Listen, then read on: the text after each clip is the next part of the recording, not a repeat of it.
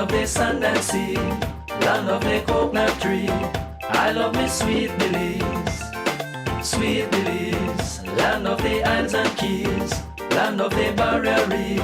I love me sweet Belize. If I ever had to leave Belize, if I ever had to leave Belize, where would I go? Where would I go? Where would I spread my bed? Where would I lay my head? Nobody know, nobody know. If I ever had to leave me home, no other place I ever roam could be like Belize, be like Belize. Sweet Belize, land of the sand and sea, land of the coconut tree. I love me sweet Belize, sweet Belize, land of the isles and keys, land of the barrier reef. I love me sweet Belize. Creole and Garifuna.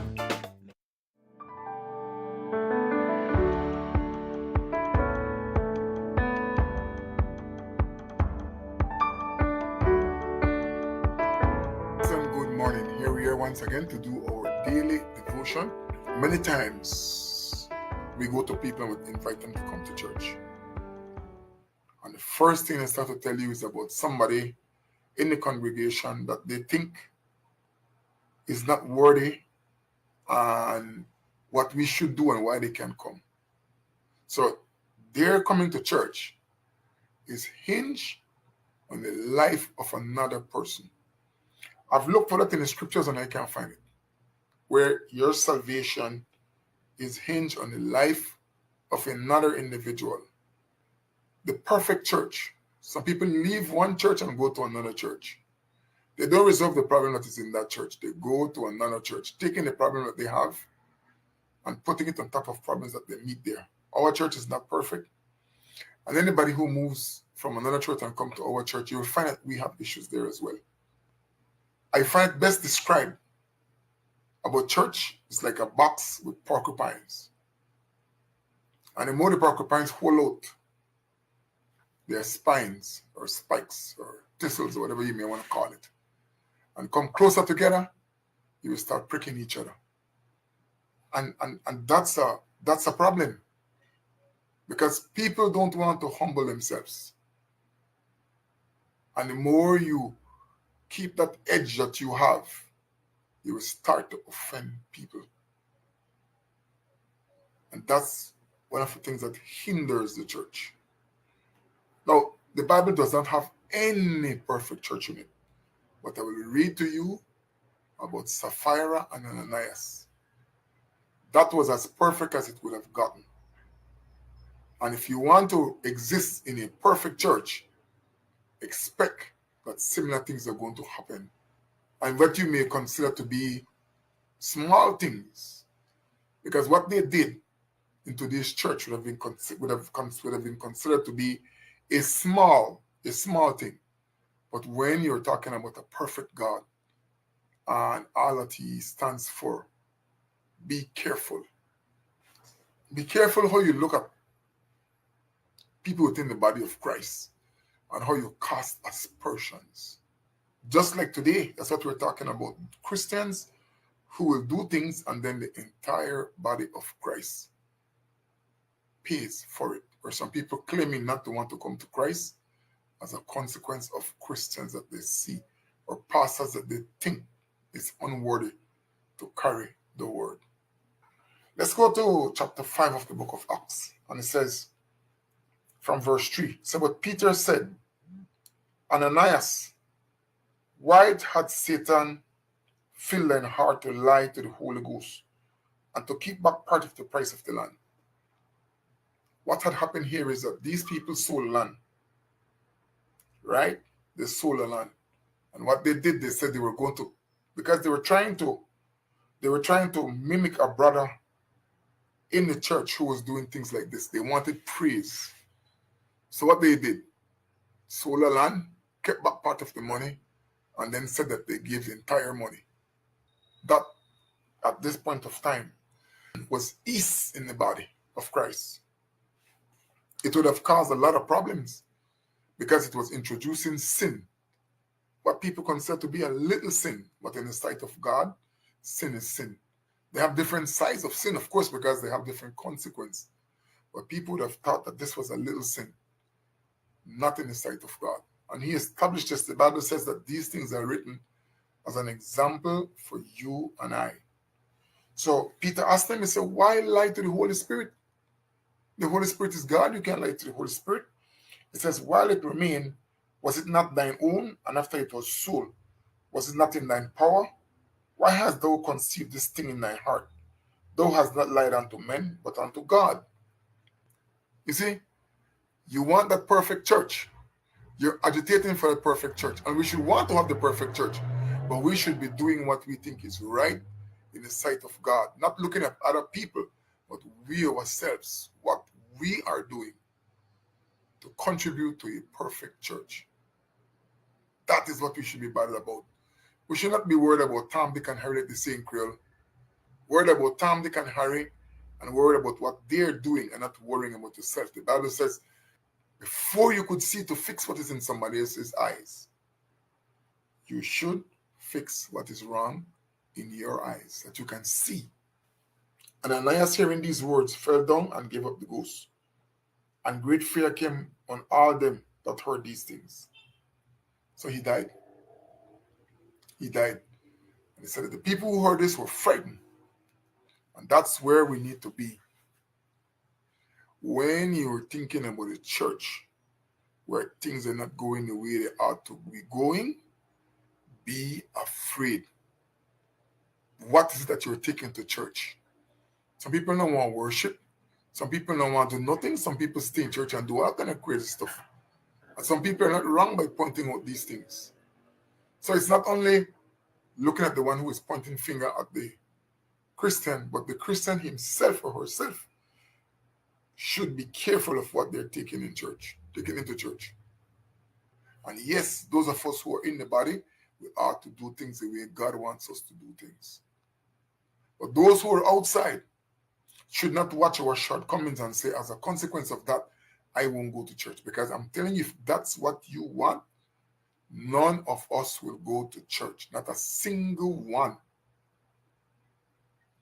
Because as we look at the leaders in all the churches, we will see faults. But what does the Bible say? Come as you are. So Ananias drops down dead. And then it shows something else here because it goes further. You know, me and my wife, she points out my wrongs, I point out her wrongs. We can't collude on wrongdoing. We should not. And it says here, and the young men arose, wound him up and carried him out and buried him. And it was about the space of 3 hours after when his wife, not knowing what was done, came in. So she don't know. She comes. She don't know what had happened. Then Peter said unto her, how is it that ye have agreed together to tempt the Spirit of the Lord? Behold, the feet of them which have buried thy husband are at the door and shall carry thee out. So he points out and he says, the Spirit of God is leading this man. He said, why you two agreed to do that? He said she should have said to her husband should have said to her, whoever brought up the idea, no, we can't do that. We are responsible for each other. I hear people say things about loved ones who have not come to Christ. Left alone, man, when you're ready.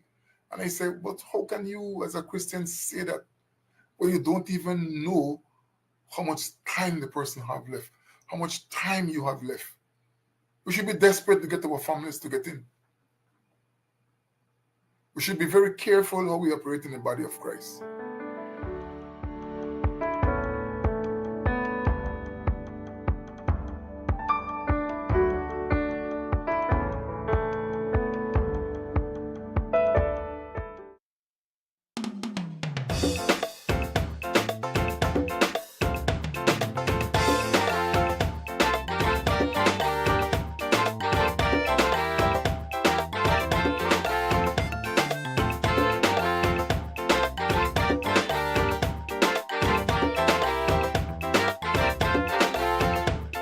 Sweet Belize, land of the sand and sea, land of the coconut tree. I love me sweet Belize. Sweet Belize, land of the islands and keys, land of the barrier reef. I love me sweet Belize. If I ever had to leave Belize, if I ever had to leave Belize, where would I go? Where would I go? Where would I spread my bed? Where would I lay my head? Nobody know. Nobody know. If I ever had to leave me home, no other place I ever roam could be like Belize. Be like Belize. Sweet Belize, land of the sand and sea, land of the coconut tree. I love me sweet Belize. Sweet Belize, land of the isles and keys, land of the barrier reef. I love me sweet Belize. Creole and Garifuna.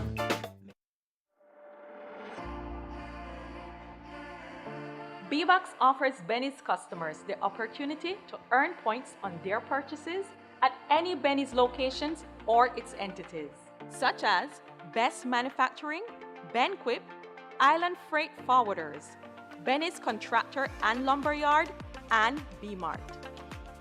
To learn more, visit our website at www.bbox.bz. Remember, loyalty is always rewarding with B-Box. Brought to you by Benny's, quality and savings.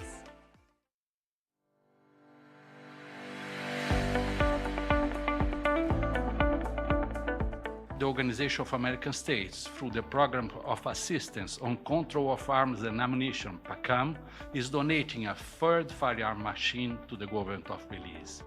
PACAM is a comprehensive strategy of the OAS to support the efforts of its member states in reducing armed violence through the prevention and control of the illicit trafficking of firearms and ammunition. It will allow the FACB to permanently mark firearms with unique identification details, such as country code, serial numbers, model information, and other identifying marks. Once a firearm is marked, it will enable the FACB and other relevant authorities to trace the origin and movement of firearms, which is crucial in criminal investigations and will also serve as a tool to prevent arms trafficking and to hold gun owners and licensed gun dealers accountable who are in possession, sale, or the use of firearms.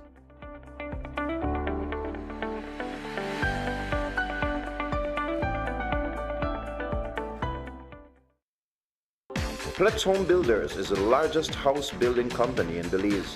Plex combines the best skilled workers, high-grade materials, and the latest technology to produce the highest quality wooden residential structures. Request any size, color, and the home layout you want. Choose from hardwood or painted metal outer walls. Plex can modify any of their existing house plans to your satisfaction, complete with all the installation services you need anywhere in the country, including ambergris key. They can also lift your house to your desired height up to 9 feet. From properly treated and cured lumber to quality sidings and floorings, let Plex Home Builders give your home the finish you need. For prices or questions, call 823-0398 or go to www.plexhomebuilders.com. Plex Home Builders, we build to suit your needs. Hello Bamapan, welcome back to the second segment in this series of the Trade License Act 2024. I'm Councillor Chris Enriquez, and today we'll be discussing your business productive footprint and how it impacts your trade license fee. Let's break it down. Your business's productive footprint is the square footage of the area where your operations are conducted. It excludes common spaces such as agricultural lands, lobbies, restrooms, stairways, parking lots, storerooms, and shared hallways, unless they are used for profit. Your business falls under an economic classification based on your business type. This classification, as well as your zone, will further determine the rate applied to your business. Hi, I'm Lauren Milton. I'm the Evaluation Manager here at Bamapan City Council. I know a lot of people keep wondering what we're measuring when we visit their business. So let's take a closer look at what productive footprint looks like for the different types of businesses. As you can see, we measure the area used for business purposes only. This includes retail space, dining areas, or workspaces. For example, here's how the productive footprint is calculated for a coffee shop, a supermarket, and an office space, specifically an accounting firm. Let's take a coffee shop for instance. Here we see the kitchen, the bar, and the dining areas as productive space. What's noteworthy here is that a restaurant and an ice cream parlor has similar productive space as a coffee shop.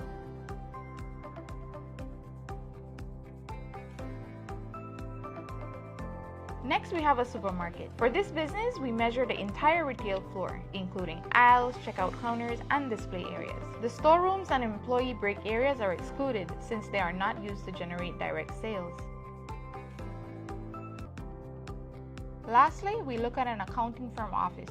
The productive footprint here includes the client reception, conference rooms, and workspaces where the business's services are provided. Excluded are areas like break rooms, restrooms, kitchen, and non-operational storage.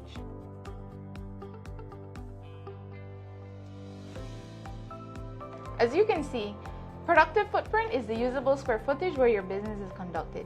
This excludes common areas like lobbies, restrooms, and parking spaces, except in cases where these areas are used for profit. Remember, productive footprint looks different for different businesses, so be sure to accurately measure your premise to ensure your fees reflect your footprint. It is important to note that Schedule 8 of the Trade Licensing Act sets fixed trade license fees for specific classifications such as traveling professionals and auto dealers. Knowing your economic classification and accurately measuring your productive footprint isn't the only factor in your trade license process. You must also consider that there are 4 municipal zones and that your business is located in one of them. Each zone has a different guideline that will affect the rate applied to your trade license fee. As a reminder, the new Trade License Act takes effect on January 1st, 2025. Businesses without a trade license by then are subject to penalties and fees. So we encourage everyone to apply early before the deadline, December 31st, 2024.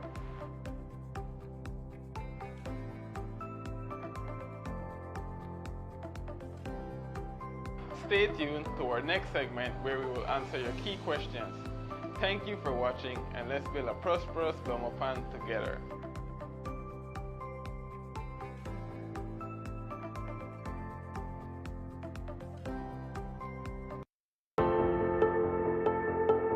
This 2025 Atlantic hurricane season, your Belize City Council has taken early and decisive action to help mitigate the impacts of flooding. While our works and sanitation teams have long been preparing, this year we expanded our efforts through the CIMO Flood Mitigation Cleanup Campaign, allowing us to simultaneously target 6 flood-prone zones with enhanced coordination and additional manpower. This effort included clearing drains, removing debris, flushing critical points with vacuum trucks, and raising awareness on both sanitation and disaster preparedness in the Freetown Road, Queen Street, Dean Street, King Street, Berkeley Street, and Pound Yard areas. Most of Belize City lies at or below sea level, which means that flooding is not always avoidable. But with the right planning and participation, its impact can be reduced. While our efforts have prioritized these high-risk zones, we want to reassure residents that drainage works are also being carried out across other parts of the city as part of our ongoing maintenance plan. We understand the risks that come with every hurricane season. That's why we've taken a proactive approach, investing in real underground work to keep our residents safe. This is more than a seasonal response. It's part of our broader flood mitigation and disaster readiness strategy. Because building a safe, resilient city is a year-round commitment. Our approach is targeted. We have mapped high-risk areas and are clearing them systematically. This isn't just storm prep, it's essential city maintenance. We've seen the damage that flooding can cause. We've seen that preparation matters. When both residents and council do their part,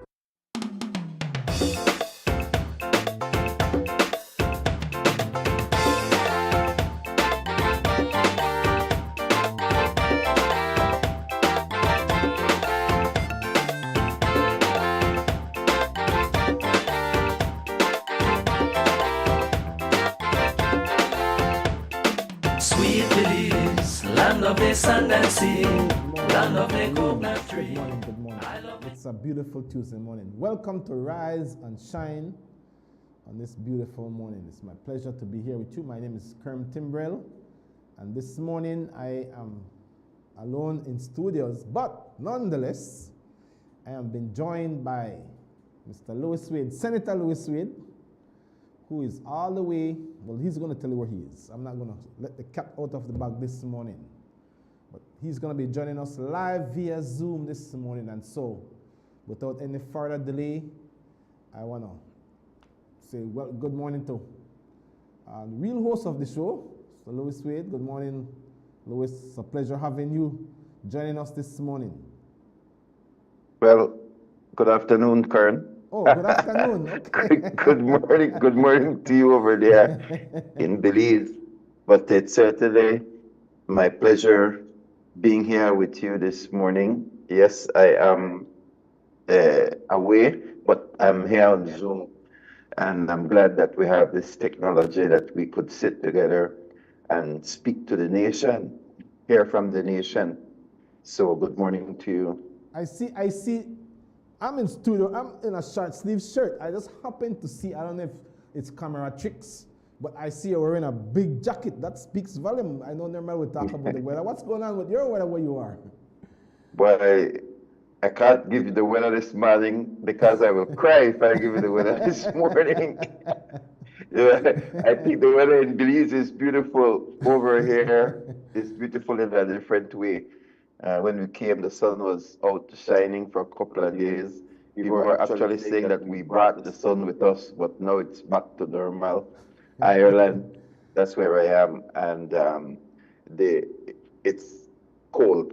It's cold, it's wet, and that's what the day is like. So yes, I do have a jacket on, but ready to go, ready to talk about my beloved country. And I want to start by thanking you, Senator Kerm Timbrell, for sitting in yesterday. You did an excellent job, and I am only hopeful that Belizeans will be able to see, either through a repeat or something, your wonderful presentation. And I think Channel 5 used a clip from your presentation in the news yesterday. Thank you so much, Louis, for the opportunity to be able to,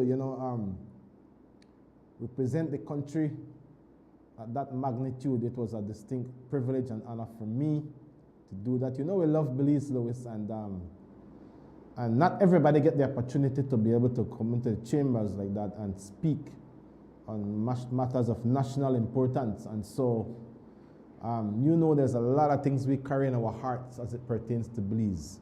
I tell people we've been going to the National Assembly for over 20 years now, praying every Wednesday, and I'm sure you guys too in your own church and members of the body of Christ from across the nation pray for this country. We love Belize and we want to see the best for this nation. And so I thank you again for the opportunity to be able to do that yesterday. Well, you made several presentations. I think your first presentation was to state that the church stands in solidarity with the people of Taiwan and the nation of Taiwan in its bid for what we call self-determination, a people that do not want to be China. They are Taiwan. That's right. The Republic of China and Taiwan, it's a different country. I had the opportunity to go to Taiwan and to see the kind of development, the kind of democracy that they have. Taiwan has firmly taken its stand as a democratic nation in the world, which means that the people vote their various political parties. Unlike mainland China, which has only one political party, the people have no say in who is going to govern them. Right. And Taiwan has chosen the democratic system, and it has done well for them. Taiwan is one of the only countries in the world where their budget is in the black. Their budget is not in the red, Kerm. And they do not lean upon or depend upon funding from other countries to help buffer their budget. Like Belize, we are always in deficit. If there is one thing I would want us to learn from Taiwan, it would be how to stay in the black, live within your means. Taiwan also has 5 branches of government, not just 3. So their public service is a branch, and also they have a constitutional branch which ensures that everybody, including the president, abide by the nation's constitution. So there is a lot more that we can learn from Taiwan than just hands out begging for money. Taiwan can be and has been a true friend to Belize and can actually help us in national development. And they have in fact done that, Louis, and so there was an overwhelming support yesterday from all members of that chamber in the Senate to stand with the nation of Taiwan in their right indeed for self-determination. And I did not even recognize, I didn't even realize that they have lost their place, that seat at the in the United Nations. And so our prayer and our hope is that they would regain that place as they get support from other nations around the world. So Belize is I think it's one of 12 nations that give them this level of support. And so our prayer is that other nations would in fact recognize that. And one of the things we discussed yesterday as it relates to that matter, Louis, is that we looked at the situation of what's taking place with Russia and Ukraine, and even China's hand in the background, because Russia does not recognize Ukraine's right to self-determination,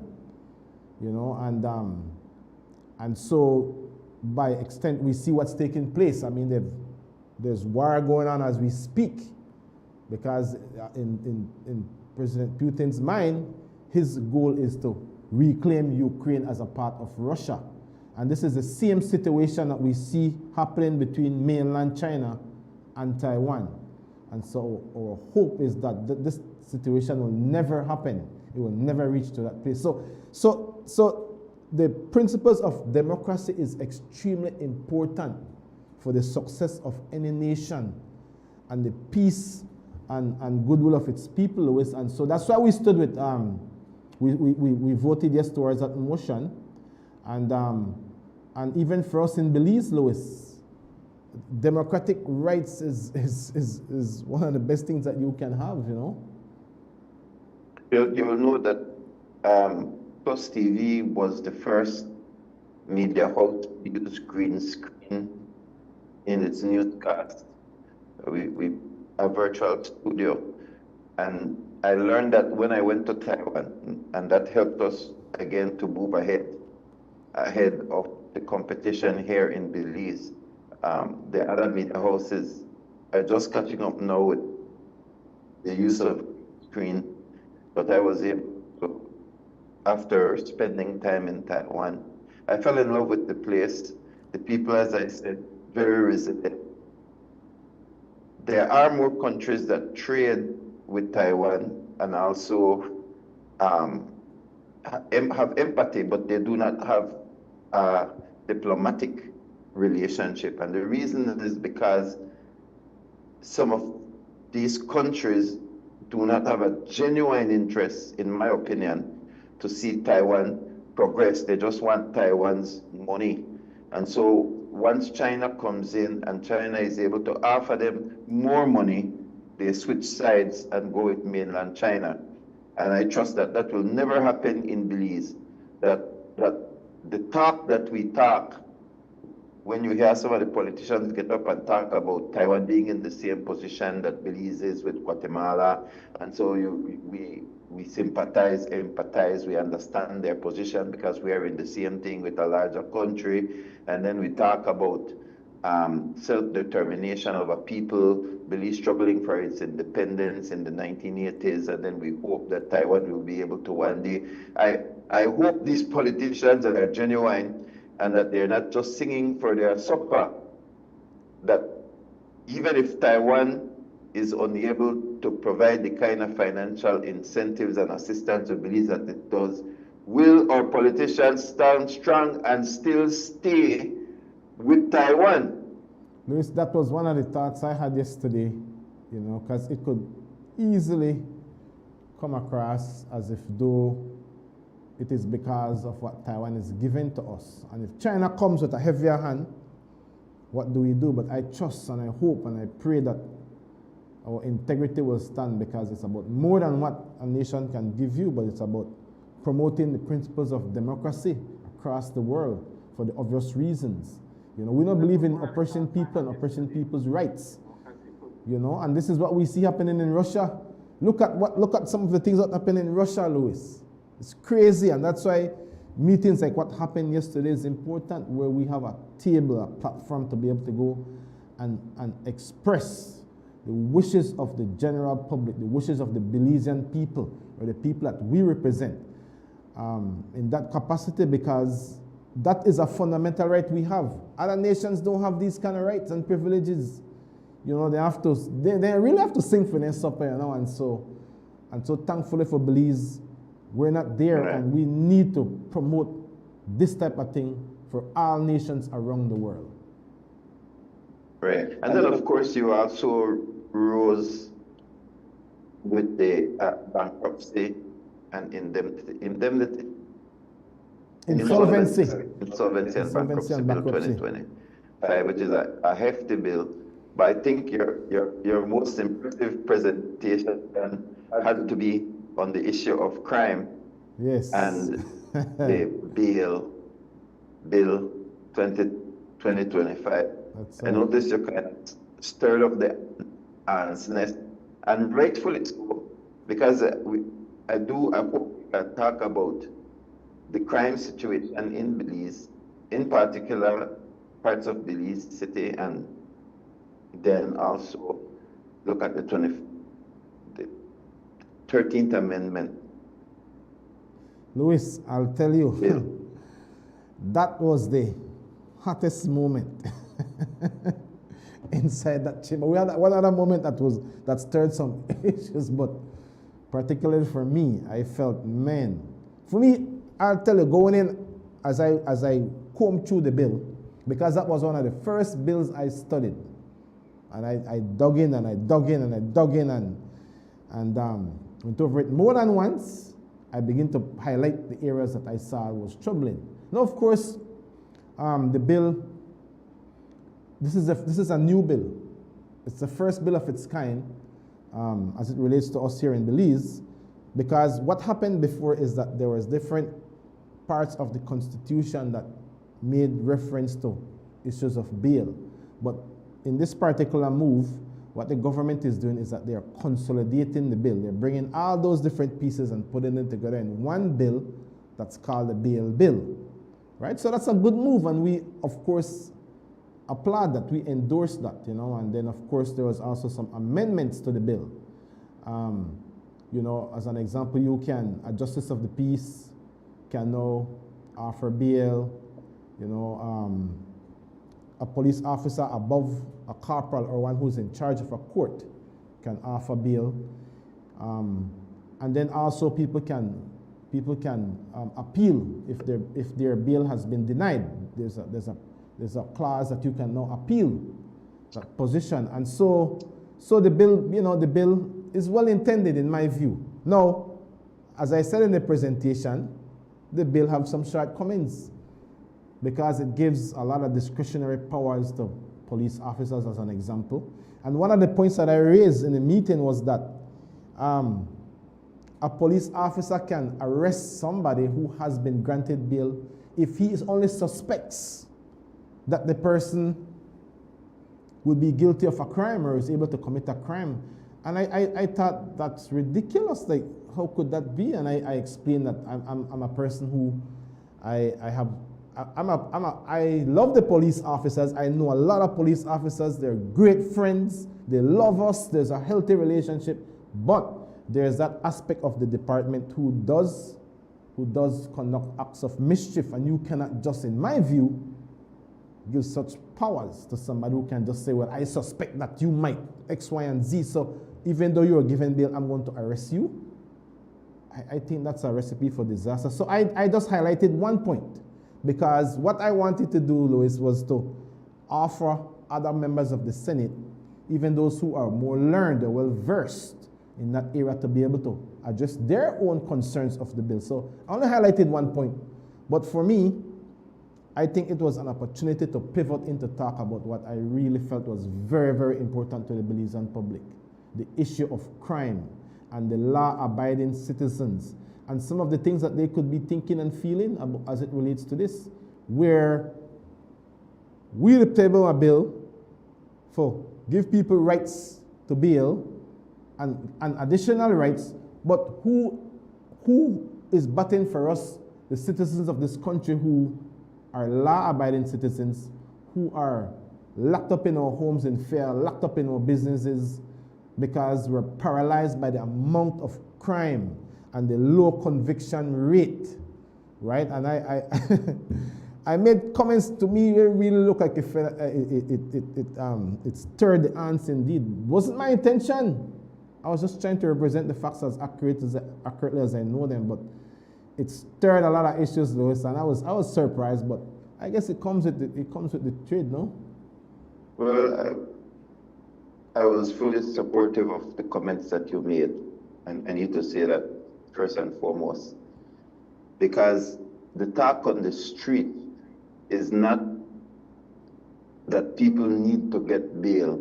That's right. After they commit a crime, or if they're suspected to commit a crime, or if the police believe that they have committed a crime. That's not the talk on the street.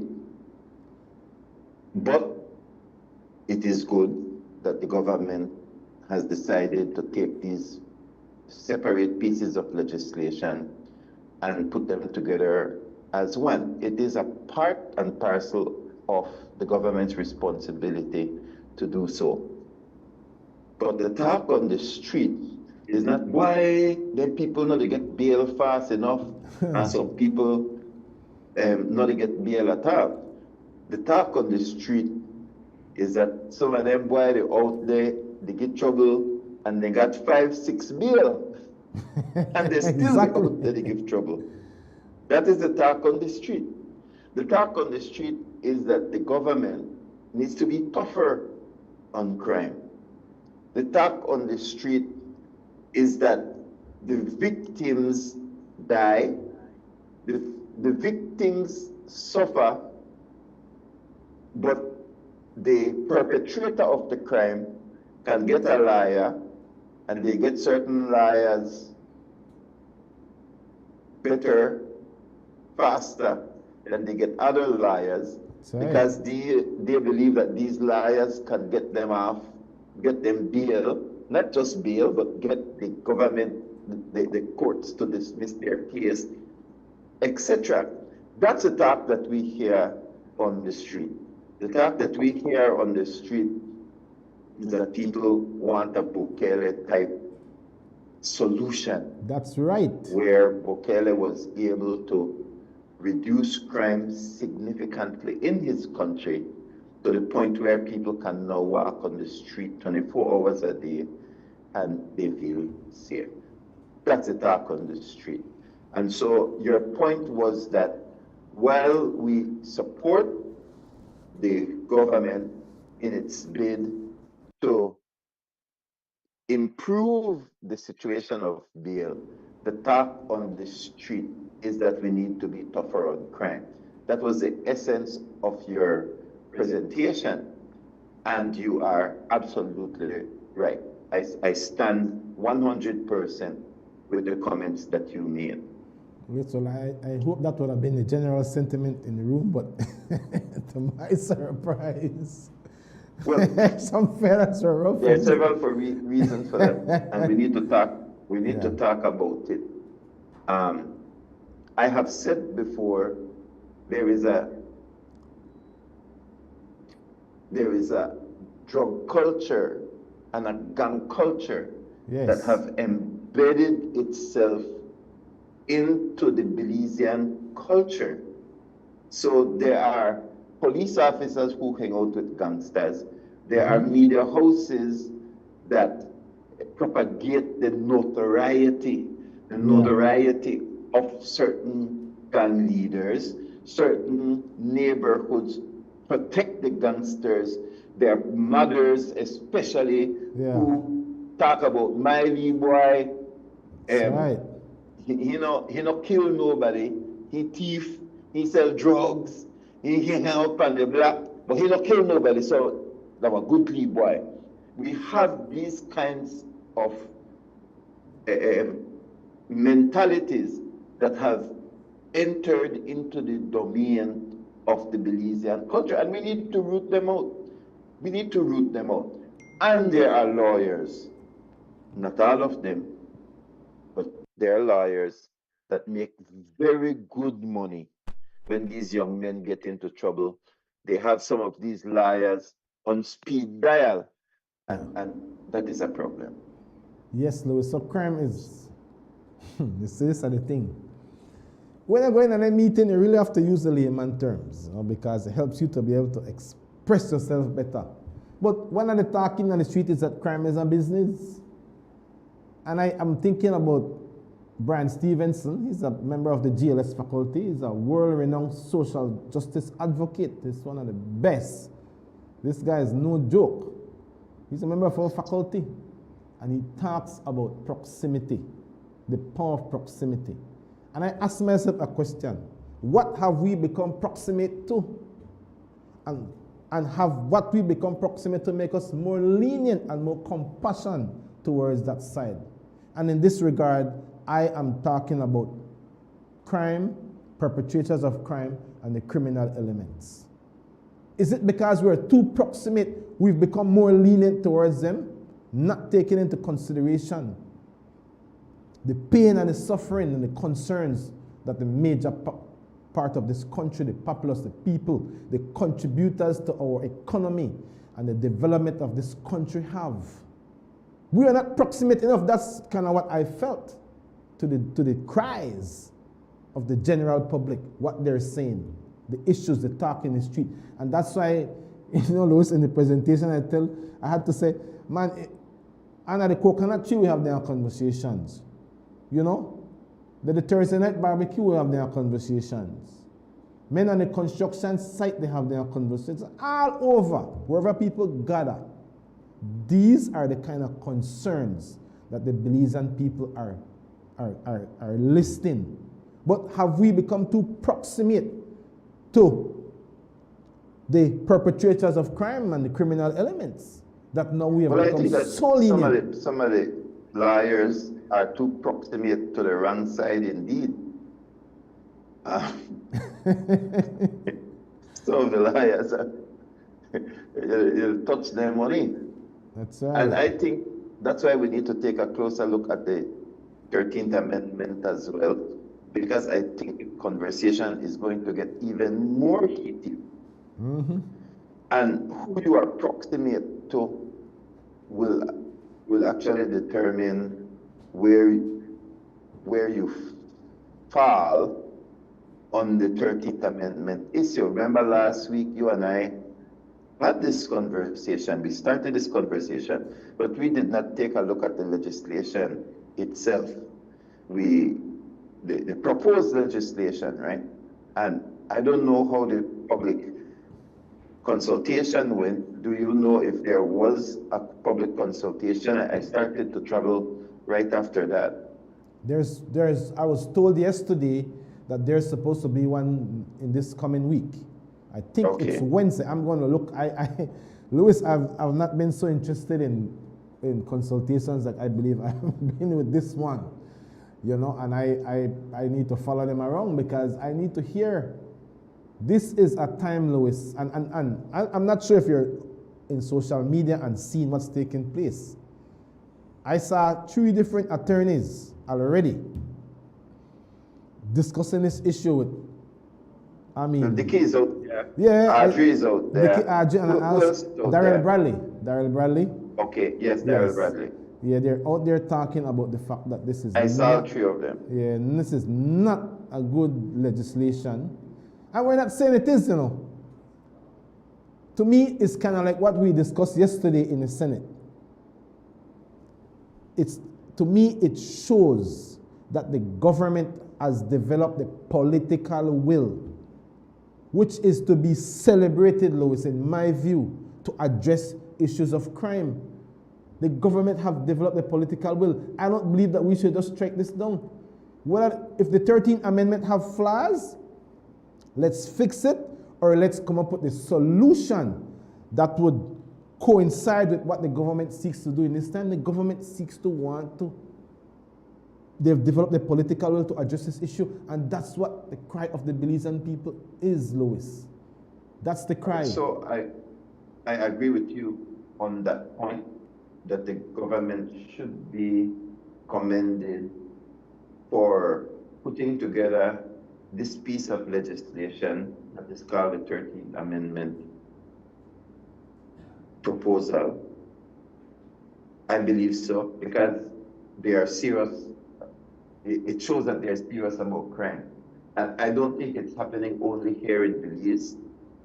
The Prime Minister of Jamaica, Holdness, he is also on the campaign train and stating that he is going to be much tougher on guns. Guns are a national security threat. Guns are a national security threat. And the Constitution provides that issues of national security are a legitimate reason for the suspension of certain constitutional Stick a point there, Louis. We have a caller coming in. Just stick a point to your comment, and I think we have a call. So, caller, good morning. Welcome to Rise and Shine. You're live on the air. Good morning. I could barely hear. I don't know if it's on my TV. But where's the TV, Mr. Tourist? The TV alone, man. We need to ensure that we are pushing out the maximum volume. You remove your mouth. But I don't know where it is. I know they get to here. I don't know the one. Anyway, I call for ask permission. So please allow me to read one prepared statement. I know it take long. Is that okay? And I hope I know they indulge in topic this morning. I hope that pan topic you're there, Mr. Tourist. What I want to, I will read what I write, because most of the time I talk and I know established in the brains what I'm saying. I want from now on, I will call certain areas are prepared by myself. I'm saying that using roads in Belize, much so roads between Belize City and district towns, currently is in continuous heading to disaster. It is generality, okay? And not only road accidents. I know in point blame at the user or of authorities. No, as a matter of reasoning, I have concluded, thanks for putting up the picture, I have concluded, all right, my judgment, decades of the study, both enforcement, transport, and road traffic, and it points at the center of the equation, which is education based on discretion and not in assertion and affirmation with nations' jurisdictive rules, road traffic regulation.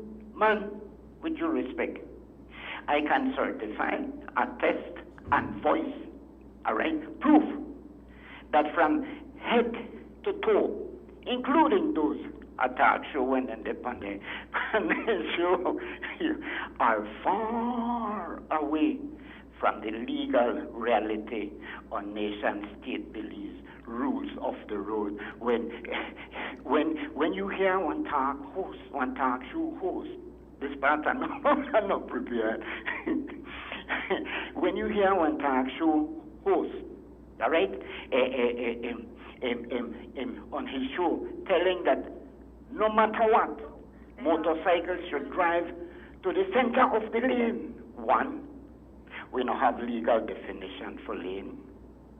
Two, I will tell if I'm at the side of somebody and I hear that person say that, yeah, I would whisper in somebody's ears and say, you could know, no traffic that believes, from elsewhere.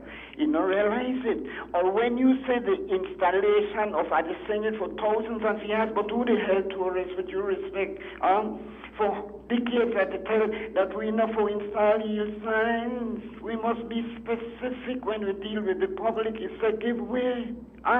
Young man, Lord, and I want to say this not prepared. And I want to tell in addition, when you witness, my friends, pastors, when you witness the illegal use of road space by those who are tasked to deal with road offenses, themselves are integral or partaking in violation. No, as a member of society or a resident, how will you as a resident tell of safety? Or for a better word, make I say, free from occurrences, risk, injury, and loss. When you say everybody do it, we know the set examples at the top. One lead thing. It is law that you adjust the tint color that is occurring. We see indicators with different colors. We see parking lights with different colors. We see so much things. And nothing is done. School will soon start, and you know what will be the plague? It's your tickets for no parking, for parking in an area prohibited. Where part people when dark? Park. Where part? When the businesses, either school, banks, or elsewhere, give you license for open business. Right now in my vicinity, they look like they were open one Chinese restaurant and no parking space. It will be problematic for residents coming home anytime, work or no work, peak or no peak. Poor believe. My friends, I really appreciate it. I will continue listening to the show. I'm going home and I will listen. Thanks very much. Appreciate it. Thank you, Mr. Torres. And I hope Mr. Torres will join me in the topic on point, but Mr. Torres is the road traffic officer, right? And so he's passionate about road law, it seems. But Louis, please continue with the comment. I know we stuck a pin there before the call came in. So are you prepared to continue at this time with the comment you were making, Louis? Yes, that the word on the street certainly is that there needs to be the fight for crime, and we need to congratulate the government for putting this constitutional amendment together. Now, we had discussed last week, and I shared with you some of the issues that I had with the constitutional amendment. It by no means mean that I am not prepared to support the fight against crime, even with a constitutional amendment, but that we need to ensure that whenever we talk about suspending constitutional rights within the nation of beliefs, or the part of a nation of beliefs, that it is a last resort. So we should not willingly trade security for the restriction of rights. Rights for the Belizean people is paramount. And we have to try to fight crime in such a way that only those who perpetuate crime, their rights are restricted. So when we restrict the rights in an entire area because of a few, when we know who those few people are, we need to first deal with those few people. And then the constitutional amendment, what it seeks to do, should be something that is brought into effect as a last resort. But Luis, when you think about it, I agree with your point. The issue we have, several points I have along this line. One, some people in this world, and you know Luis, right? They take your kindness for weakness, right? So they become abusers. They're like, if you tell them, well, you can come stay in the house for one day, next thing you know, they are one day, they want a whole month. And we not come from a background like that, but the truth of the matter is there are people like that in this world. And that's why they come up with a Creole proverb. You can't, if you take my kindness for weakness. And to me, it seems like that is one of the things that perpetrators of crime do. They look for loopholes, right? They become literally like terrorists because part of what we experience with the gang culture in Belize is that if you see me kill somebody, you better dare not say nothing. So they terrorize entire neighborhoods. They take control. It becomes a turf. So the people living in that area, either one, live in fear because they don't want to say anything, or two, they endorse it, they hide it, they cover up. They want to point the finger at the police officers when they come in. Because if we had a scenario where the people in the neighborhoods are cooperating with the police to say, sit down, those are him the gang, she the gang. Those are the gang elements. The work of the police would have been so much easier. And the police having to go into these neighborhoods, man, sometimes look at some of the news clips or videos that are posted on social media. And you say, look how many people are and then gang up against the police. The police are the bad man. Can we talk about that, Kerm? Sure. Because there are several One second, Louis. Let's take a pin. I think we have a next call coming in. Okay. Carla, good morning. Welcome to Rise and Shine. It's good to have you this morning. Good morning, Pastor Wade. Good morning, Kerm. Don Hector, good morning. I come from here. I done 3 years. 50 to 64, 64 to 81, 81 to 2025. I serve as Minister of Prison, my second ministry, correctional schools, and youth. That was one of my favorite ministries. Crime. Between 1964, between 1950 and 64, we were under the colonial rule.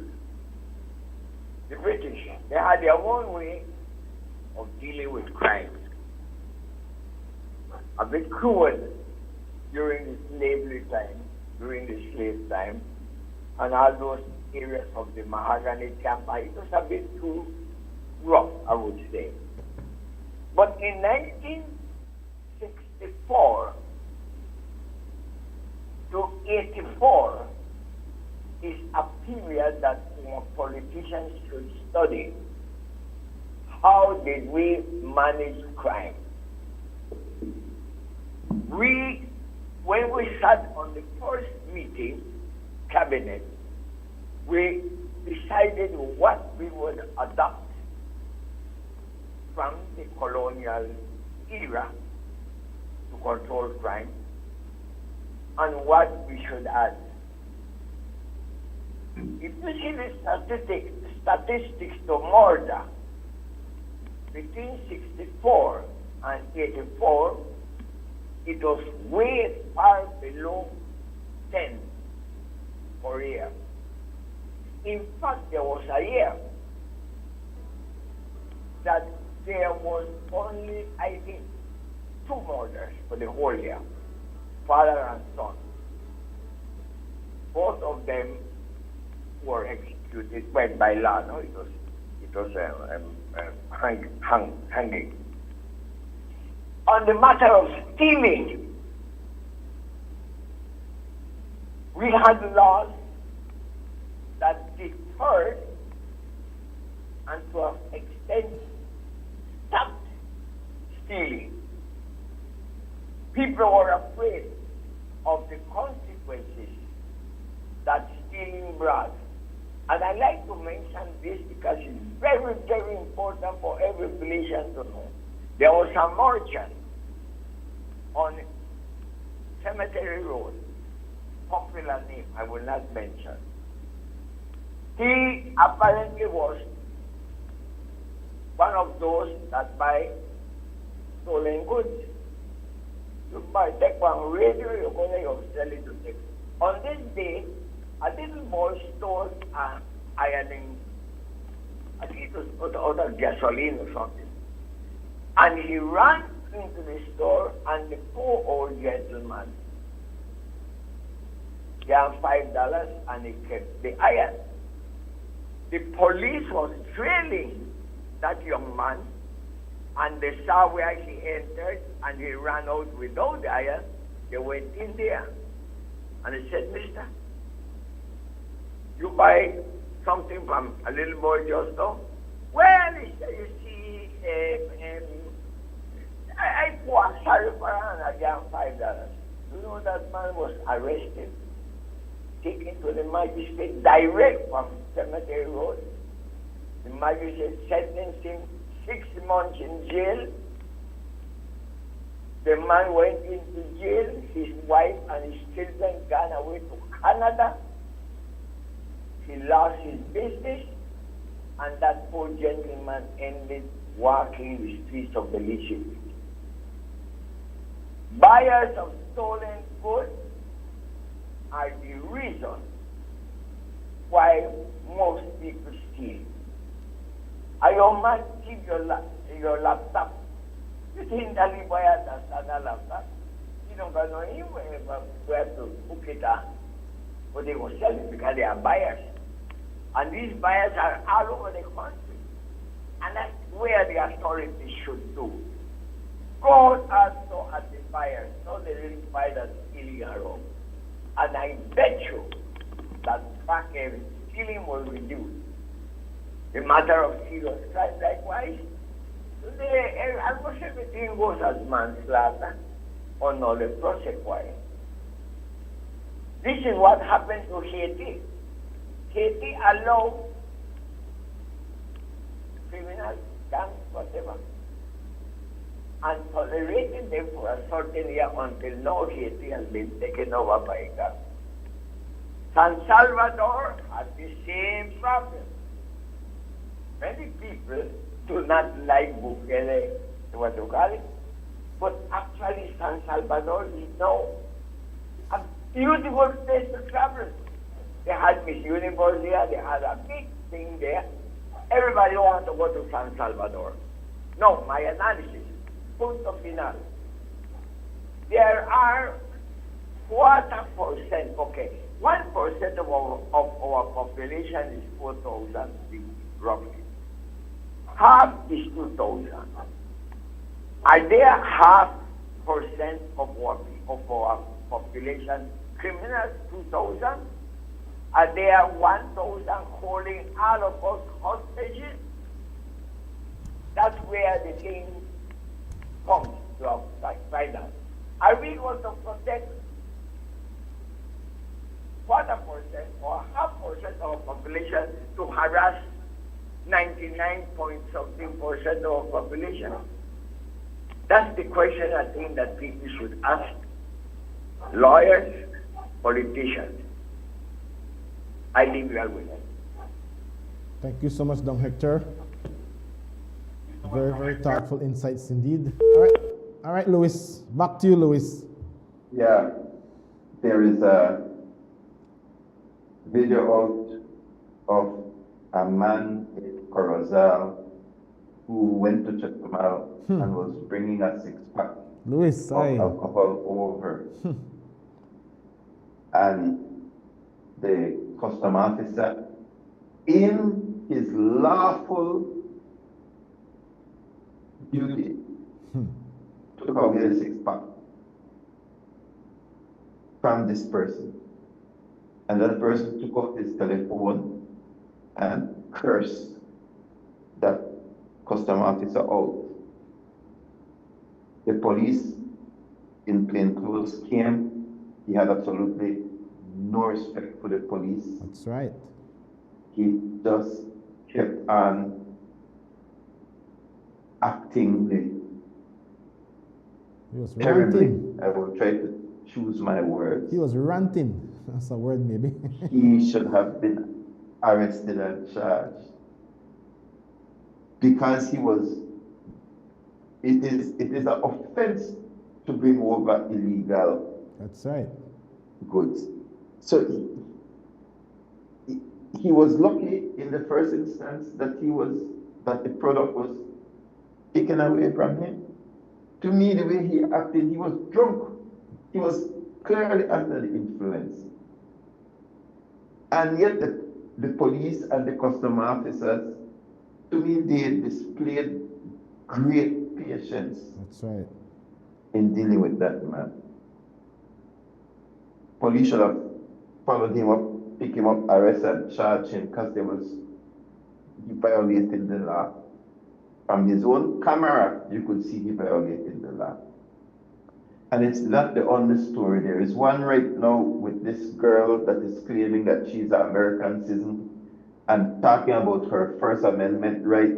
Belize don't have no First Amendment right like that. She's in Belize, in the country of Belize. Yeah. And no American citizen has any kind of right over any Belizean, and there is no right to resist arrest or to harass the police or to prevent the police from carrying out their duty.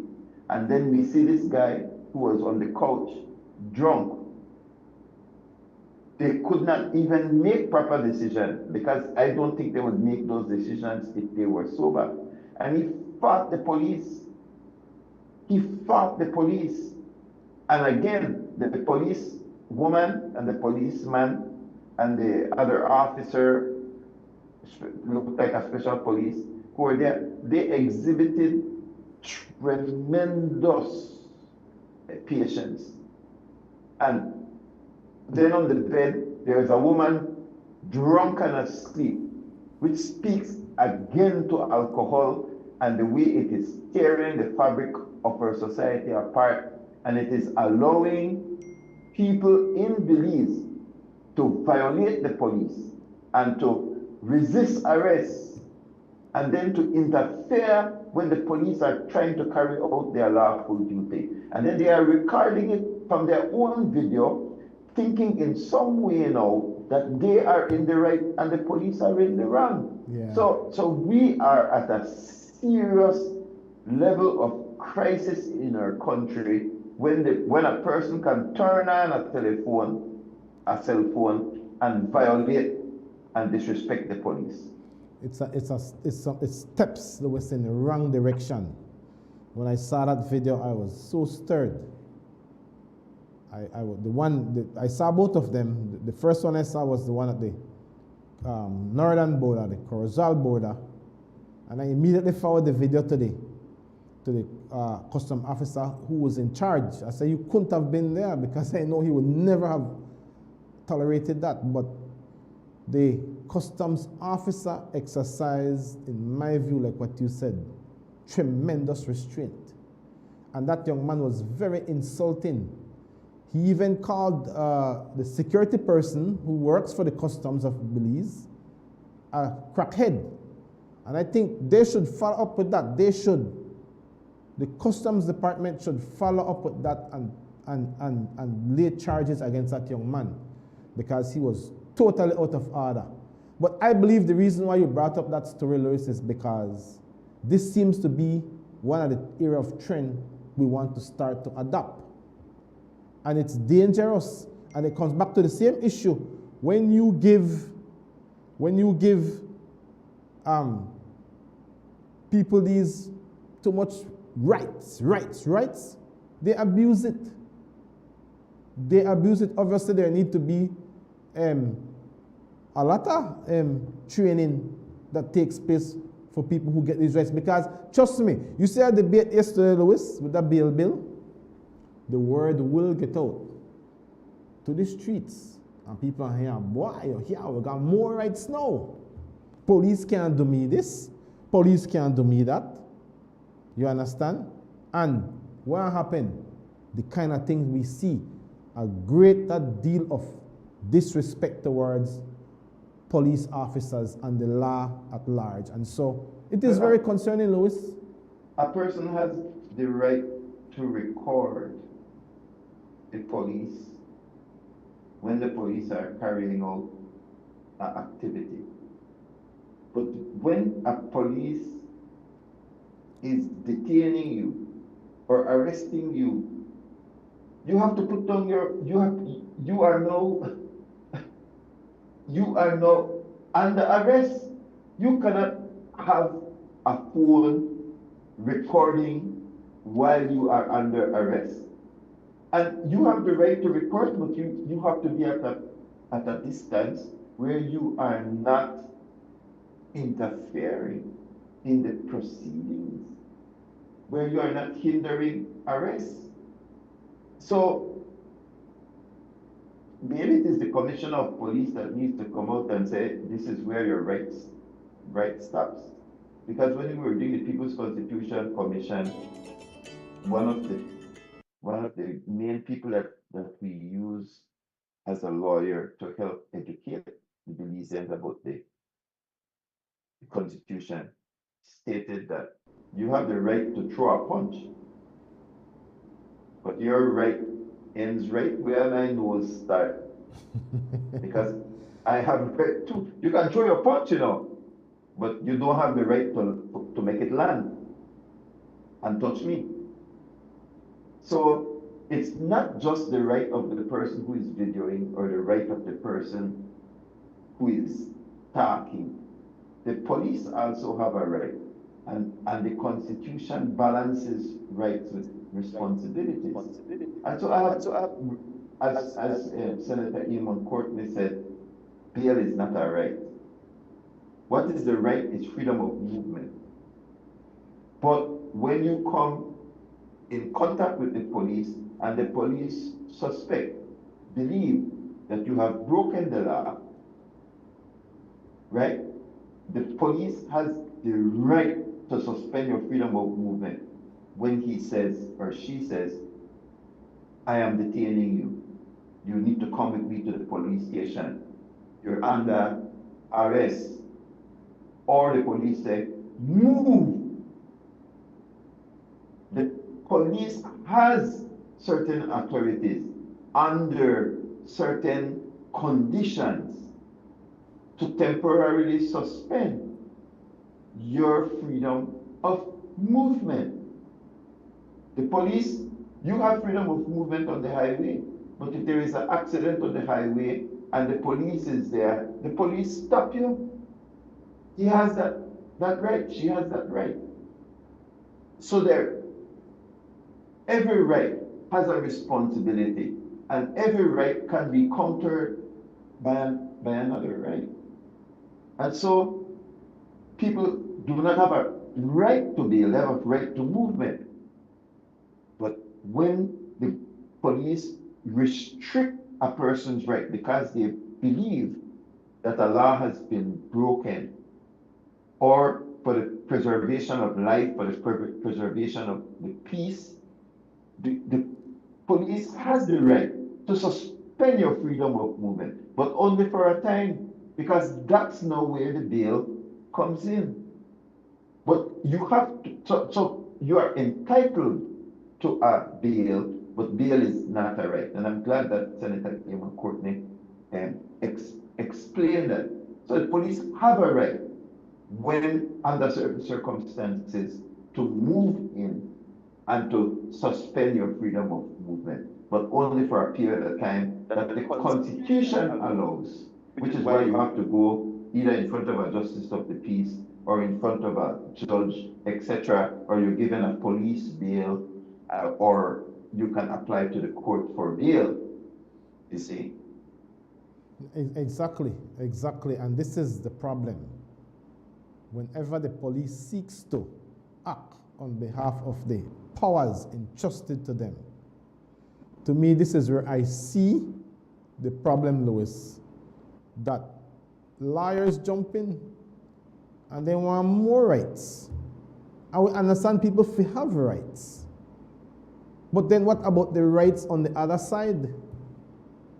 What about the rights on the side of the victim? And right now, in my view, the society is the victim, the whole society. Because the reality is that people are living in fear in our country. You know, I made a statement yesterday that really stirred the feathers too, because I talked about the failure. I said the criminal justice system is failing. Well, that really stirred some nest, no? But that's what the general consensus of the public is. That's how people feel. Because, Louis, who are the people that's there to protect the security of the citizens of this country? Who has been given the authority? It's a body of people. It's not just one. That's why I say system. Criminal justice system. It's not just one. There's various combined together. And I understand, Well, I mean, go ahead, sorry. Do we need to take a break, because I want to at least look at the white paper for the 13th Amendment. All right, excellent. So let's take a break, Belize. And please, when you come back, feel free to call in, give your views on this very important topic. I'm joined this morning by Mr. Louis Wade, who is way over on the other side of the world. And so thank you for joining in. We're going to take a break and we'll be right back.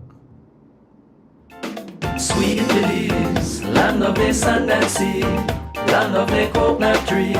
I love me sweet Belize, sweet Belize, land of the islands and keys, land of the barrier reef.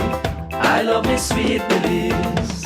If I ever had to leave Belize, if I ever had to leave Belize, where would I go? Where would I go? Where would I spread my bed? Where would I lay my head? Nobody know, nobody know. If I ever had to leave my home, no other place I ever roam could be like Belize, be like Belize. Sweet Belize, land of the sand and sea, land of the coconut tree.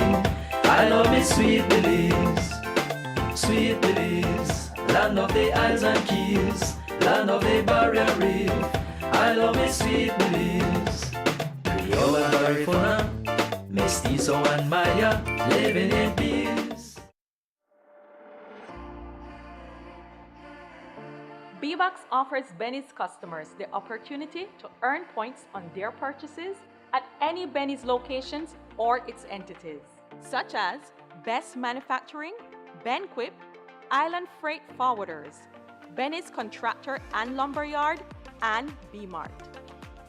To learn more, visit our website at www.bbox.bz. Remember, loyalty is always rewarding with BBox. Brought to you by Benny's, quality and savings.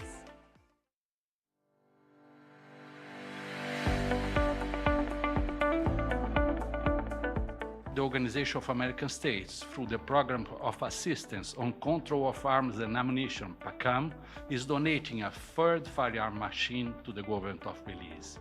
PACAM is a comprehensive strategy of the OAS to support the efforts of its member states in reducing armed violence through the prevention and control of the illicit trafficking of firearms and ammunition. It will allow the FACB to permanently mark firearms with unique identification details, such as country code, serial numbers, model information, and other identifying marks. Once a firearm is marked, it will enable the FACB and other relevant authorities to trace the origin and movement of firearms, which is crucial in criminal investigations and will also serve as a tool to prevent arms trafficking and to hold gun owners and licensed gun dealers accountable who are in possession, sale, or the use of firearms.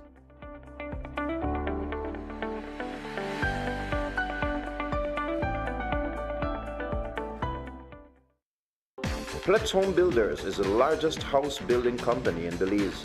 Pletz combines the best skilled workers, high-grade materials, and the latest technology to produce the highest quality wooden residential structures. Request any size, color, and the home layout you want.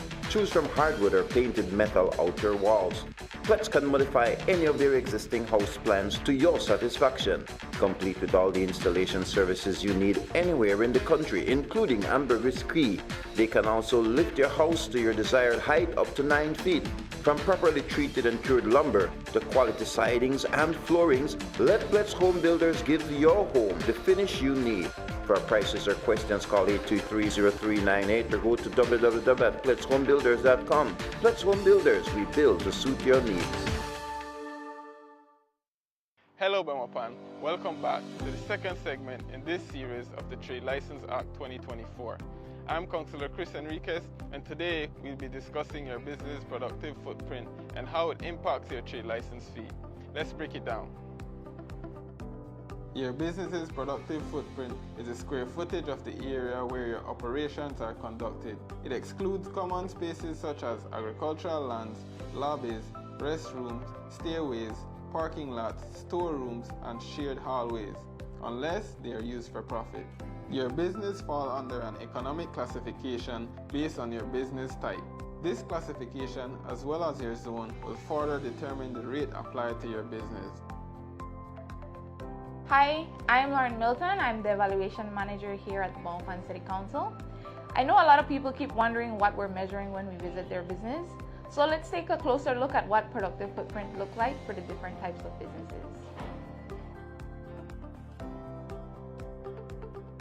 As you can see, we measure the area used for business purposes only. This includes retail space, dining areas, or workspaces.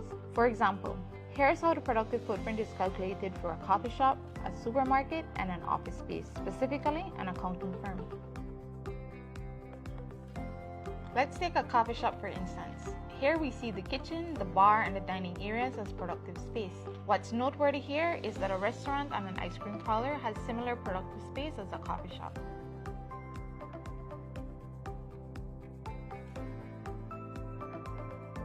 Next, we have a supermarket. For this business, we measure the entire retail floor, including aisles, checkout counters, and display areas. The storerooms and employee break areas are excluded since they are not used to generate direct sales.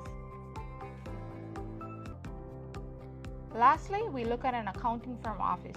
The productive footprint here includes the client reception, conference rooms, and workspaces where the business's services are provided. Excluded are areas like break rooms, restrooms, kitchen, and non-operational storage.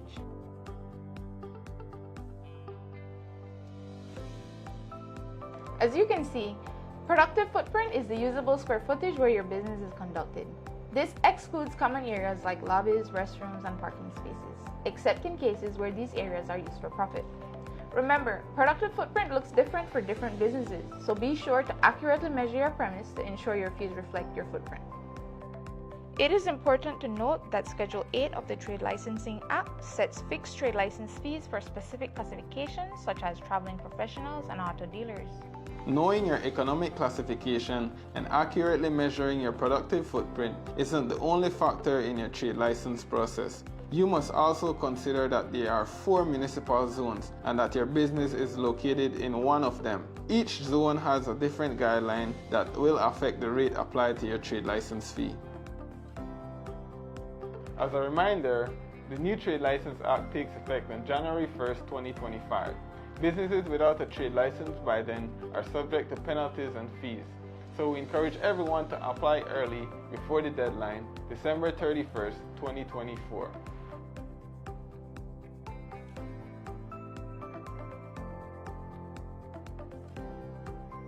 stay tuned to our next segment where we will answer your key questions. Thank you for watching, and let's build a prosperous Belmopan together.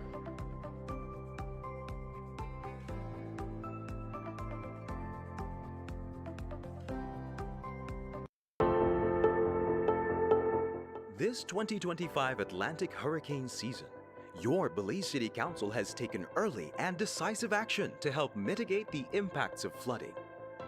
While our works and sanitation teams have long been preparing, this year we expanded our efforts through the CIMO Flood Mitigation Cleanup Campaign, allowing us to simultaneously target 6 flood-prone zones with enhanced coordination and additional manpower. This effort included clearing drains, removing debris, flushing critical points with vacuum trucks, and raising awareness on both sanitation and disaster preparedness in the Freetown Road, Queen Street, Dean Street, King Street, Berkeley Street, and Pound Yard areas. Most of Belize City lies at or below sea level, which means that flooding is not always avoidable. But with the right planning and participation, its impact can be reduced. While our efforts have prioritized these high-risk zones, we want to reassure residents that drainage works are also being carried out across other parts of the city as part of our ongoing maintenance plan. We understand the risks that come with every hurricane season. That's why we've taken a proactive approach, investing in real underground work to keep our residents safe. This is more than a seasonal response. It's part of our broader flood mitigation and disaster readiness strategy. Because building a safe, resilient city is a year-round commitment. Our approach is targeted. We have mapped high-risk areas and are clearing them systematically. This isn't just storm prep, it's essential city maintenance. We've seen the damage that flooding can cause. We've seen that preparation matters. When both residents and council do their part, we make Belize City better prepared for whatever the season brings. Beyond infrastructure, this is a call to civic responsibility. We're encouraging residents to work with us. I know that the rainy season is about to come, and whenever it rains, this whole area, the water stuck and stay here because the drain clog, and all the water need is a little path for it to run to find a way out. So I realize the people are not take care right. I try to at least find a way for the water run out because they affect me tremendously.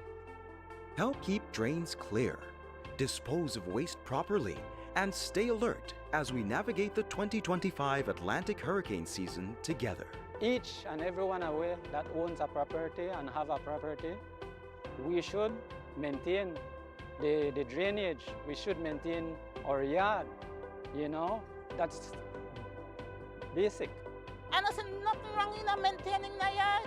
We get up every day for grass. I pick up, I keep my rake, I keep my stone there, you know.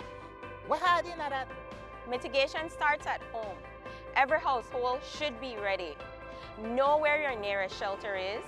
Help to keep the drains around your property clear. Prepare an emergency kit and make sure your family knows what to do.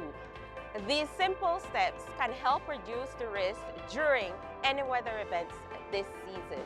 Remember, stay current with information being shared by our CIMO unit, NEMO, and the Belize Meteorological Service. Your Belize City Council, always about the people. Every project starts with the right tools. At Builders Hardware, we got everything to get the job moving. Tools, paint, plumbing, electrical, garden, it's all here from construction start to finish. We're also offering a different kind of power tool. Order anytime, anywhere. Pick up in store or get it delivered to your home. Go to shopbuildersbz.com today and save money with our exclusive online deals. Builders Hardware, making it easier. Sweet Belize, land of the sand and sea, land of the coconut tree. I love me sweet Belize. Sweet Belize, land of the islands and keys, land of the barrier reef. I love me sweet Belize. If I ever had to leave Belize, if I ever had to leave Belize, where would I go? Where would I go? This is Rise and Shine, Tuesday morning. You're blessed if you're living here in Belize. land of the free, right? Land of the free. It's a great country. And our discussions this morning is centered around how we can make Belize better. We look at the issues of crime and laws and the current issues on the table. And so I'm being joined from overseas by the real host of the show, Mr. Louis Wade. So Louis, we're back on air. It's good to have you this morning once again. Yes, certainly. It's my pleasure to be here with you and very grateful for your support.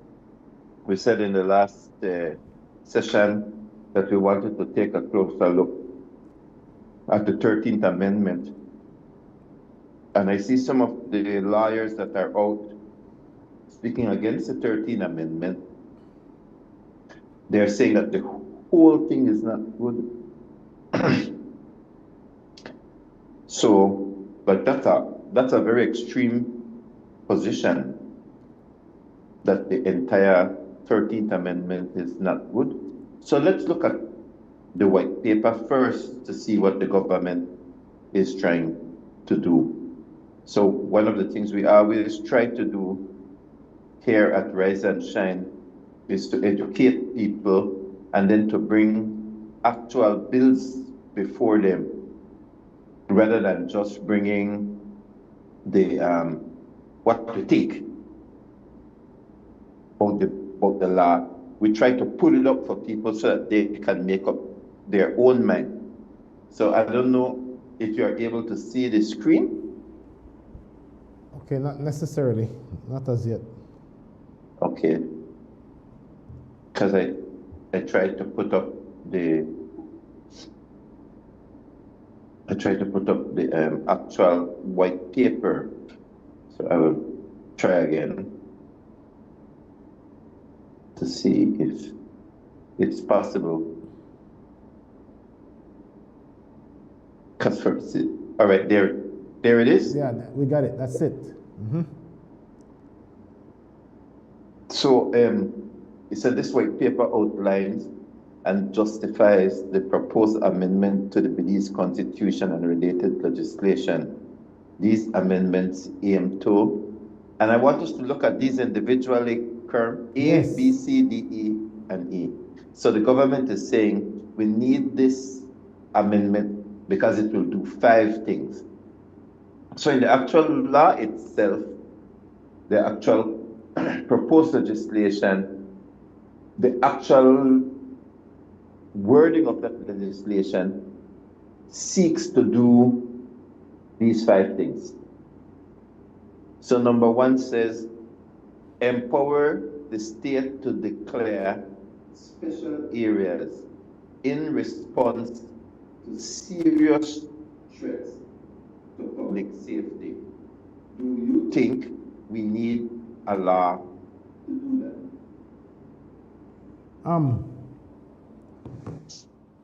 It's, you know, I think we do. The question is, do we already have?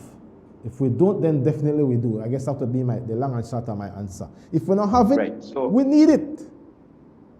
So number 1 is we already have, and that is what the government is saying, that there is an ordinary law which empowers the government already, whether the PUP or UDP, this is not a political issue, to make these decisions.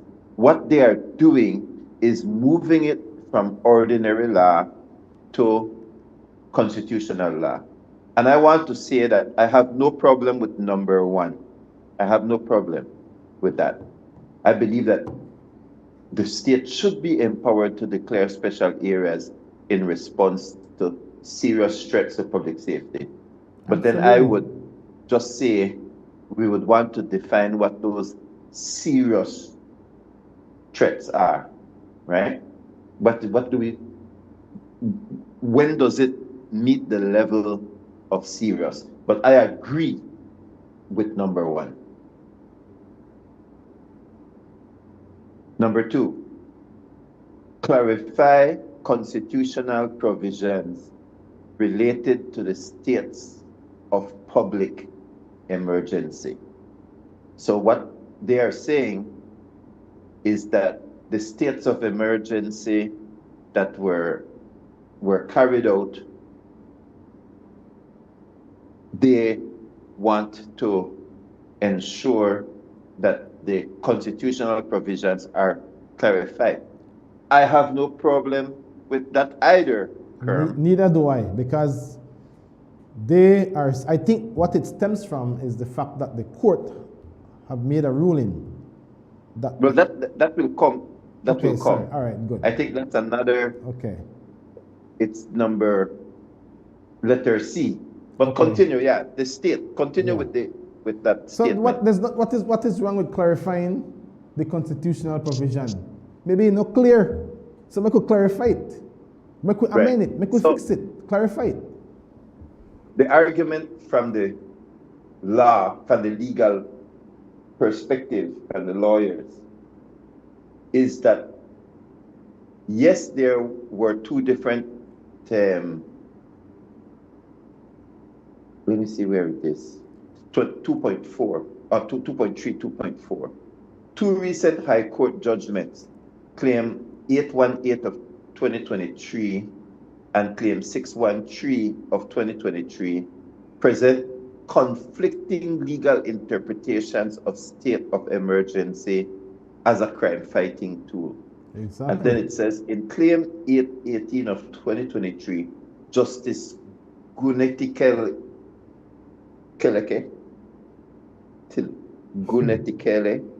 upheld the legitimacy of the state of emergency response to serious gang violence. Whereas in Claim 613 of 2023, Justice Nable ruled the use of state of emergency in 2020 unlawful, asserting that emergency powers should not be used for routine crime control. So the government is saying they have two rulings. The rulings are conflicting. One say legal, the other one say illegal. The lawyers believe that the government should go back to the court and let the court clarify, let the court determine whether or not it's lawful or not. I have a problem with that. Yeah. I have a problem with that.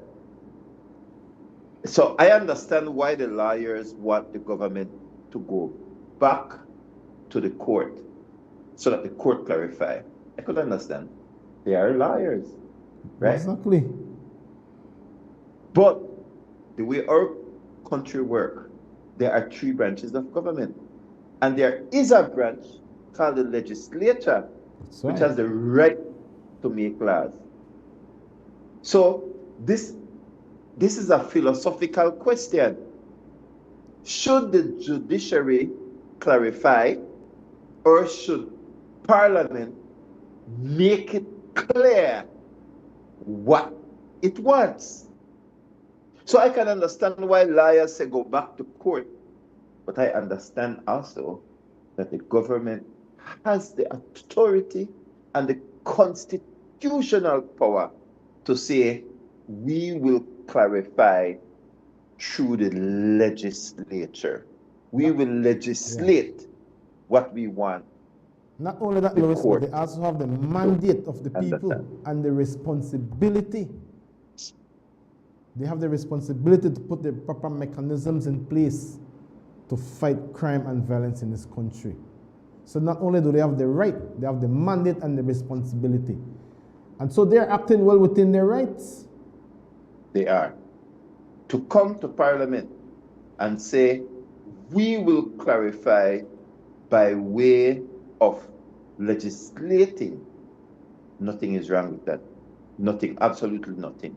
And we have to make sure that we do not bind the hands of the legislature to make law. And I fear that there are a lot of lawyers in this country that believe in judicial supremacy. I do not believe in judicial supremacy. I believe in supremacy of the legislature. Right. Right? That's what I believe in. And so the fact is that there are two judges that disagree, which is normal because they are human, and they try to set themselves apart as if they are not, as if judges are from another world. That's right. That can look into a thing and declare right from wrong. This is an excellent example to show that even judges have their own peculiar way of looking at things. And one of these judges looks at it the way the government looks at it. And one of these judges looks at it differently. And to me, that's okay. But you cannot take away the role of the legislature to say we will clarify the legislation. And so I have no problem with B. Can we go to C? Yes, please, go ahead. All right. Validate previous state of emergencies and acts taken under them since 2018. So this constitutional amendment seeks to go back. So it's retroactive. Retroactive to validate not just previous states of emergency, but also acts taken under them. Yeah. And this is the one I have a problem with. I understand why they want to go back. I understand why they want to go back. But I have a problem whenever government seeks to, in the present, create legislation that seeks to rectify something in the past, especially if people's rights were trampled on by any of these acts. You see, so this is the part that I have some problem with. Yeah. Point taken, Louis.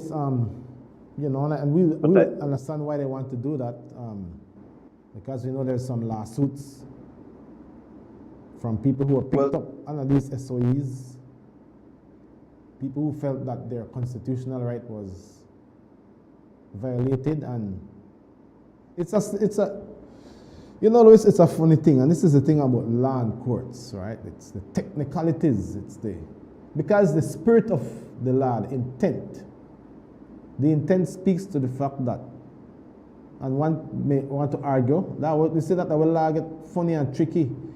One may want to argue yes, for and against, because the intent, in our view, is to fix the issue of crime. But when you put any document, any piece of law in front of an attorney, they could pull it left, right, or middle. They could pull it in any direction, because they're going to say, oh, well, how can you prove the intent? What if this person, this government changes and this person comes in and he's a dictator? He can then use this piece of legislation to oppress the people. You see, and then some of the things it's like, it makes it so complex in terms of. Well, if you go back to the screen, a part of the white paper identifies section 18B. It said validates all state of emergencies and corresponding regulations declared since 2018 and actions taken under them. This provision secures retroactive legality previous actions, but does not affect the rights of litigants in existing claims before the High Court and decisions rendered. But it's clear, look at that, it does not affect the right of litigants in existing claims. Right. So that, you see, that's what I'd say. It's important for us to show Belizeans. Wow, I didn't see. To just talk about it. That's a very good clause, because that's one of the arguments that people have. My view that, oh, what about people who are affected? They can't address the issues before courts, but this is saying no. affect that. Right. And you see, lawyers have money to make. That's right. If a person comes to them and says, in a state of emergency in 2019, 2020, 2022, 2023, 2024, this is a wide window, including, remember, COVID. States of emergency were declared for COVID. So, lawyers have money to make, but this legislation specifically also protects those litigants who are already, they have already stepped forward to say my rights were violated. They've already secured a lawyer. They're either going through the process or they already have a verdict. If they already have a verdict, this legislation does not affect them. So in a sense, the retroactive nature of this law only affects people whose rights were violated, but they have not come forward. They have not come forward. That's right. So if you're not come forward yet, this would lock you off from coming forward anytime in the future. So even though it is retroactive, it is very selective in its retroactivity by protecting the rights of those who have come forward already. And this is why, Kerm, we need to be open-minded. We need to listen to both sides. I have not locked off the government from its argument. I have not locked off the lawyers who disagree with this. But I want to see the black and white, to let the black and white guide us. Absolutely, Louis, I agree. But you see that, like, I think the profession carry a level of clout with it, and maybe certain people who practice law may think, well, who are you to think that you can interpret this piece of legislation? Then are some of the things that come with the tarifflers. But gosh, I mean, there are certain things that's very clear. There are certain things, if you are going through a piece of legislation or a bill, that if you look at it, it's clear. And if you don't understand, then you get the technical persons to enlighten you on the matter. And I think even attorneys have to do that. Even attorneys have to do that. So, but I love the fact that this white paper that you brought up, to me, so far it's absolutely clear, in terms of what the bill seeks to do, what it seeks to do. So up to right now as we speak, since this constitutional amendment has not been passed as yet, anybody whose rights was violated or believed that their rights was violated between 2018 and now, they still have time to get a lawyer and start the process. But when this law passes, that right, the gate will be closed, the door will be closed. You see? And so, Louis, my honest view on that is that if it was me as the government, I think that is right on their part, because then they protect national interest too, because it's really a can of worms, Because, as an example, right, so somebody was arrested, or a number of people arrested under a SOE, and 3 persons come forward, and boy, it looked good. What? We could sue the government for $150,000 each. 3 men, almost $500,000. And that word get wrong. You know the can of worms you've just opened. So the government, in all honesty, only try to protect itself in so doing. Yes. So we agree that the government is trying to protect itself and by extension us, That's all right. of us, because it's our money, it's taxes. That we have to pay. Right. So, but I still don't like retroactive laws because the person don't get hurt, the person don't get violated, but there is a window. So I do have some wiggle room here. I'm not too happy about it, but it is good to know that those who have already initiated a lawsuit, the law will not affect them when it comes in. And there will be different opinions on that, but I will just put that there. D, we have two more because look like we're time to creep up, Polly. Yes. Establish a specialized gun and gun court with hybrid judicial powers. This is why I can't understand why lawyers will knock down the entire amendment. Because there is a part of this constitutional amendment is the establishment of a gun and gun court with hybrid judicial powers. Do they have a problem with hybrid judicial powers? I don't know, but that could be clarified. Yeah. But I believe that we need a gun and gun court because this will allow us to do the kind of cleanup that Bukele did. Yes. Without trampling on the rights of innocent people. So like, to me, this is an excellent thing. No, absolutely. So we need to hear. That's why I need to make sure. I need to go back and look at the interviews that were done by 3 attorneys so far. I think one is just social media, which is Audrey, to hear what they're saying. And Louis, I want to take this opportunity to invite all Belizeans to lend their voices and to pull a chair and sit around the table. This is an extremely important time for us to address the issues that we have been saying in the public, in our homes, that concerns us.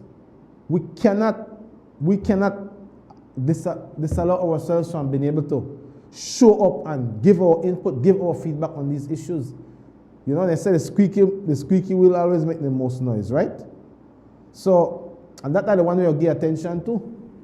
So it is important for all of us as Belizeans to, in this moment, where I call it what Kairos time, when this issue is being tabled, when the government is showing that it has developed a political muscle, a political will to address what you have been saying is important to you. You have to be a part. Watch out, this one, I'm going to ring off the hook this morning, Louis. The Belizeans voicing their concerns. Find out when is the different public meetings that's going to be held, the consultations on this bill, that they can show up and educate themselves. We have to make sure we lend our voice in this time, because if this slips us by, then we can't point our fingers at the government to say the government never want to fix the crime problem. How can we do that? Because here it is put before us. And the attorneys are speaking, but what about you as a regular citizen in this country? Well, I mentioned 4 of the 5, and the 5th one is related to, again, what was done in the past, because it says that it's going to harmonize constitutional provisions and expand institutional clarity. So God willing, next week we will look at the laws themselves, or maybe Thursday, I don't know. We will look at the constitutional amendment themselves. Okay. But these are the five outcomes that the government hopes that the 13th amendment will do. Yeah, that's what it seeks to do, no? So the 6th. So far, we might have to get an attorney one at this time for come in and give their view, you know, Lois, and Because it's a time for educating the public. It's a time for people to be engaged. It's a time for... Crime is a serious thing. You know, I was thinking about this last night as I went home, about what the Bible says. The Bible says that the blood of the innocent cries out for justice. You know how much people have been murdered in our country? Just talking about that one aspect of crime, a major crime. How many people have been murdered? How many people have lost their rights by extension of the code of conduct that these gangs have? That if one of their members come and hurt you, rob from you, kill you, that you can't harm them, or else somebody from the gang is going to retaliate against you at some point. That's violating your right. That's a serious right. And they have made strategic inroads into how they impact society negatively by understanding the loophole in our systems, and they use it to their advantage. And that is why I feel like the state have a responsibility to lock off those loopholes. And so for me, Louis, I feel that, man, it's a good discussion to have on the table.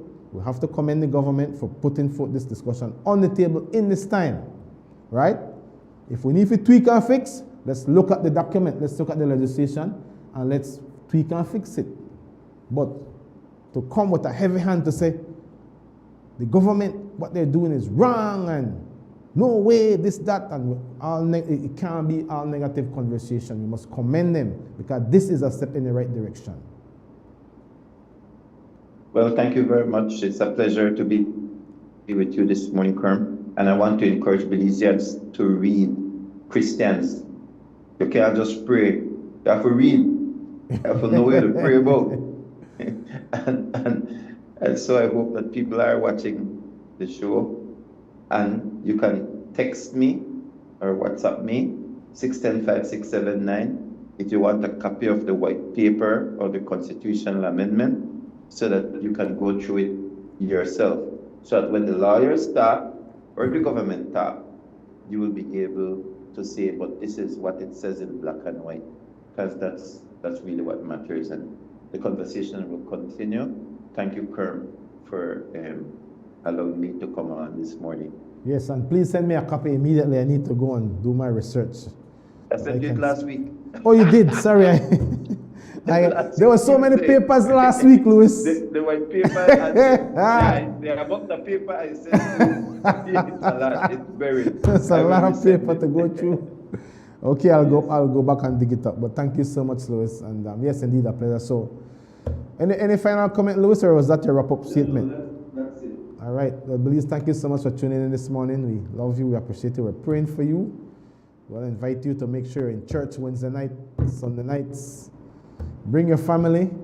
You know, Christians don't really have an issue with crime, and government don't have to worry about Christian people. They rob and steal and kill. It's better for our country. So we want to invite you into the family of Christianity, where we have internal government versus the need for external government. So God bless you. We're going to see you back here tomorrow morning, same time. Until then, have a great day.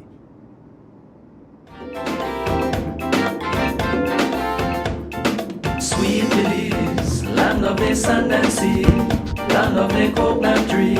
I love me sweet Belize, sweet Belize, land of the isles and keys, land of the barrier reef. I love me sweet Belize. If I ever had to leave Belize, if I ever had to leave Belize, where